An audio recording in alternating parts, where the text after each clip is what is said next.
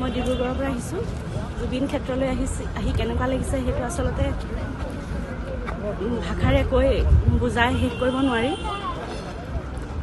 আহিয়ে এনেকুৱা লাগিলে, আমি বহুতেই অলপ আগতে সেইখিনিতে ৰৈ থাকিলোঁ। আহিয়ে এনেকুৱা লাগিলে যেন হেঁপাহ পলুৱাই কান্দিম। আমি জুবিনৰ গান শুনিয়েই ডাঙৰ হৈছোঁ। তেখেতৰ মৃত্যুটো স্বাভাৱিক নহয়, সেয়া সকলোৱে জানিছে। যেতিয়াৰ পৰা আমি খবৰ পাইছিলোঁ তেতিয়াৰ পৰা আচলতে মনটো বেদনাৰে ভৰি আছে। সেয়া মানে সেই বেদনা আমি ক'তো কৈ প্ৰকাশ কৰি শেষ কৰিব নোৱাৰোঁ।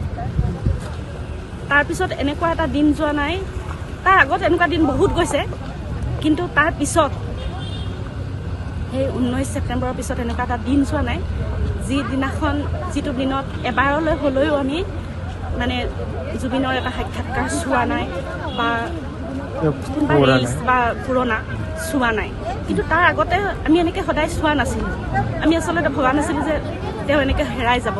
সেয়া মানে এটা মানে কোনেও ভাবিব নোৱাৰা এটা ঘটনা।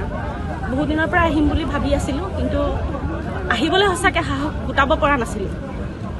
সাহস সময়ো নিমিলে, বহুত কথা আমি মিলাব লগা হয় মহিলাসকলে। কিন্তু তাৰ পিছতো, সময়ৰ পিছতো এটা কথা আছিলে যে আমি সাহসো কৰিব পৰা নাছিলোঁ। কি ক'ব, যিহেতু কি দুদিন পূৰ্বে আপোনাৰ চাৰ্জশ্বিটখন দাখিল কৰা হৈছিলে জুবিন দাৰ ন্যায়ৰ বাবে, আপোনাৰ ফালৰ পৰা কিমান দূৰ সঠিক যে তেওঁ ন্যায় পাব, দুখীয়া শাস্তি পাব? শাস্তি পোৱাটো কামনা কৰোঁ, কিন্তু নাজানো কিমান পাব। তথাপিও ন্যায় ব্যৱস্থাৰ ওপৰত আশা ৰাখিছোঁ, আস্থা ৰাখিছোঁ, বিশ্বাস ৰাখিছোঁ যে তেখেতে ন্যায় পাব। কিন্তু আমি সাধাৰণ জনগণই আমি তেওঁক যি দিছোঁ, ভক্তি, প্ৰেম, শ্ৰদ্ধা যি দিছোঁ, সেয়াই তেওঁৰ আত্মাই নিশ্চয় সাধাৰণ জনতাই যি দিব লগা আছে বুলি ভাবিছে, তেওঁ ন্যায় পাইছে বুলিয়ে ভাবোঁ। আমাৰ ফালৰ পৰা, গোটেই জুবিন প্ৰেমীৰ ফালৰ পৰা। বাকী চৰকাৰে কি দিব, চৰকাৰে আমাৰ ন্যায় ব্যৱস্থাই যি কাক দোষী সাব্যস্ত কৰে বা কেনেকৈ শাস্তি প্ৰদান কৰে, সেয়াও আমি ভাবিছোঁ যাতে আমাৰ মনবোৰ হাত পৰিব। তেওঁৰ আত্মাই কি পাব সেইটো নাজানো, কিন্তু আমাৰ অসমবাসীৰ, জুবিন প্ৰেমীৰ সকলোৰে হিয়াৰ হাত পৰাকৈ নিশ্চয় আমাৰ ন্যায় ব্যৱস্থাই দোষীক শাস্তি দিব। হয়, আমি বিলাচীপাৰাৰ পৰা আহিছোঁ আৰু সকলোৱে জানে যোৱাকালি চাৰ্জশ্বিট দাখিল হৈ গ'ল। ইয়াত ক'বলগীয়া এটা কথা আছে যে প্লেচ অফ অকাৰেঞ্চ যিটো আছিলে আমাৰ ছিংগাপুৰ, প্লেচ অফ অকাৰেঞ্চত IOA যোৱা নাই আমি জনামতে। প্লেচ অফ অকাৰেঞ্চত নোযোৱাকৈ যিখন চাৰ্জশ্বিট দিছে সেইখনৰ ওপৰত আমাৰ কিবা এটা কণ্ট্ৰাডিকশ্যন আছে।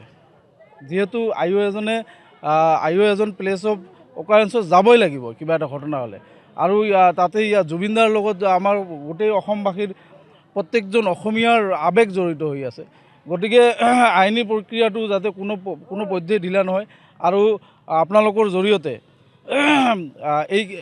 জৰিয়তে এটা কথা মই বিশেষকৈ জনাই দিব বিচাৰিছোঁ যে এই কেছটোৰ লগত জড়িত যিমান আমাৰ সাক্ষী আছে, যিকেইজন ব্যক্তিৰ আমি জনামতে 250জন ব্যক্তিৰ সাক্ষী লোৱা হৈছে, সেই 250জন ব্যক্তিক অনুৰোধ জনাইছোঁ, ৰিকুৱেষ্ট কৰিছোঁ যাতে প্ৰত্যেকজনে যাতে কোৰ্টৰ নটিচ পোৱাৰ লগে লগে আহি যাতে অসমীয়া ৰাইজৰ পক্ষত, জুবিনদাৰ ন্যায়ৰ পক্ষত যাতে কোৰ্টত হাজিৰ হৈ যাতে সাক্ষী দিয়ে ভালকৈ, যাতে আমি ন্যায় পাওঁ, তাৰ বাবে আহ্বান জনাইছোঁ।